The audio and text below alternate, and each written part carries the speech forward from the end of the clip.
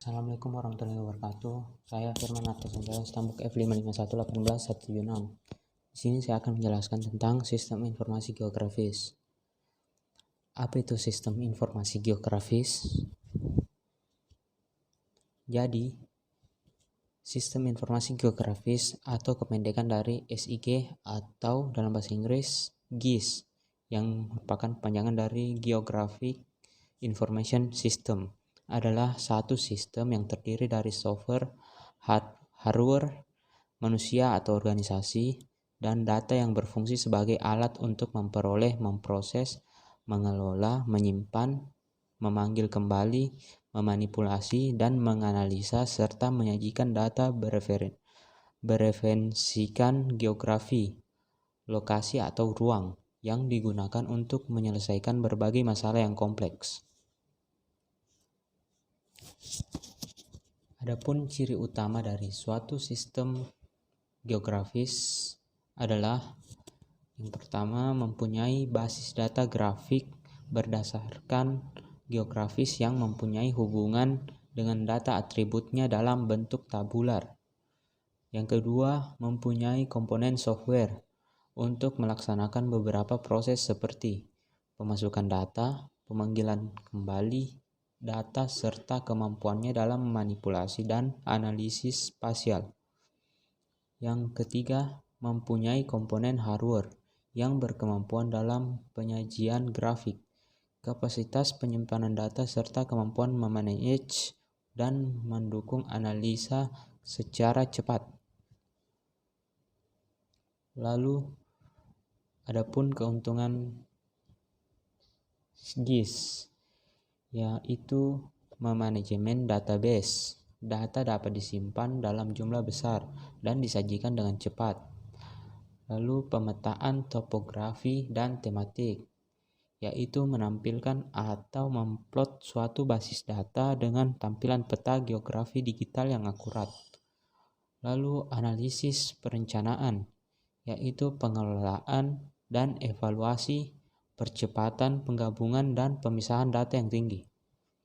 Perangkat untuk presentasi dan tampilan informasi data yang atraktif dan cepat. Lalu, beberapa manfaat SIG dalam berbagai bidang. Adapun sumber daya alam yang berfungsi dalam sistem informasi geografis memiliki kegunaan menginventarisasi, manajemen, dan kesesuaian lahan untuk pertanian, perkebunan, kehutanan, perencanaan tata guna lahan, menganalisis daerah perseberangan tambang, dan sebagainya. Dan adapun pada pertanahan digunakan untuk mengetahui persebaran dan jenis-jenis tanah, bahkan dataran tinggi dan rendah. Lalu adapun pariwisata digunakan untuk inventarisasi daerah pariwisata dan analisis daerah unggulan untuk pariwisata. Lalu pada bidang telekomunikasi digunakan untuk inventarisasi jaringan telekomunikasi, perizinan lokasi, jaringan telekomunikasi, dan sebagainya. Lalu pada bidang militer, saat ini telah dikembangkan di negara maju beberapa model aplikasi SIG di bidang militer. Adapun antara lain yaitu observasi dan medan tembakan, yaitu dapat juga menentukan posisi-posisi dari mana pasukan kita dapat secara optimal memperoleh kemampuan tinjauan terhadap gerak lawan serta menguasai medan dengan tembakan kita. Lalu kita juga dapat mengatasi rintangan dan mencari jalan yang terdekat, dapat mengetahui rintangan dan kondisi tanah yang akan dilalui, serta dapat memilih jalan terdekat ke tujuan. Misalnya, kita kita lagi terburu-buru untuk menuju suatu tempat dan kita mau menghindari macet, maka kita akan melihat pada Google Maps akan ada pemberitahuan jika jalan itu macet, maka kita bisa melalui jalan yang lain agar lebih cepat sampai. Lalu mobilitas lintas medan dengan data dan kriteria tertentu. Dapat pula dikembangkan peta-peta mobilitas lintas medan bagi berbagai jenis kesenjataan. Visualisasi medan secara 3 dimensi.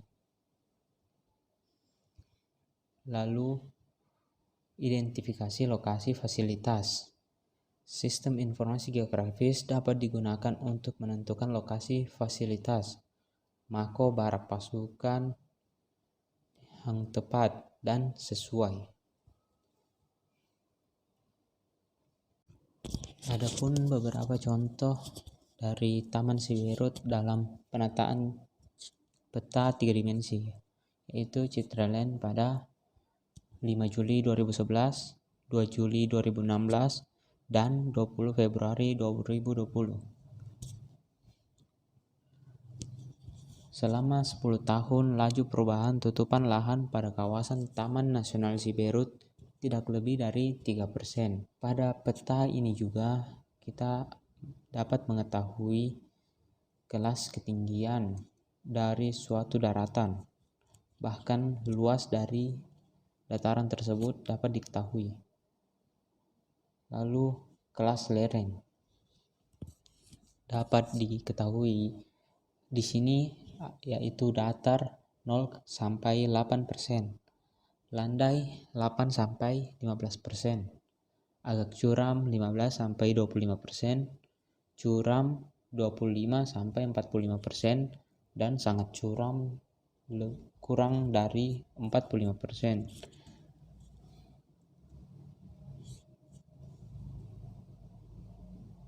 Lalu adapun tutupan lahan dari Taman Nasional Siberut ini, yaitu belukar rawa, hutan lahan kering primer, hutan lahan kering sekunder, pemukiman, pertanian lahan kering, pertanian lahan kering campur, tanah terbuka. Lalu adapun jenis tanah dari Taman Nasional Siberut ini, yaitu aluvial, clay humus, kambisol, latosol, potsolik, regosol dengan luasnya masing-masing.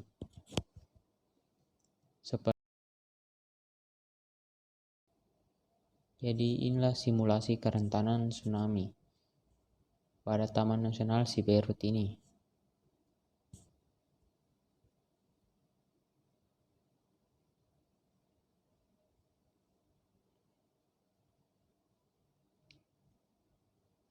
Ini adalah pada saat air 150 meter. Ketinggian air 150 meter.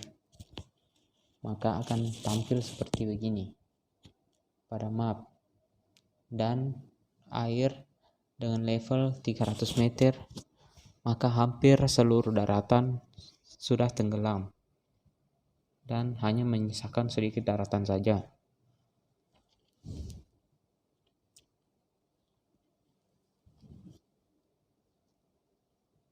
Jadi inilah contoh dari penataan 3 dimensi pada peta geografis. Sekian dan terima kasih.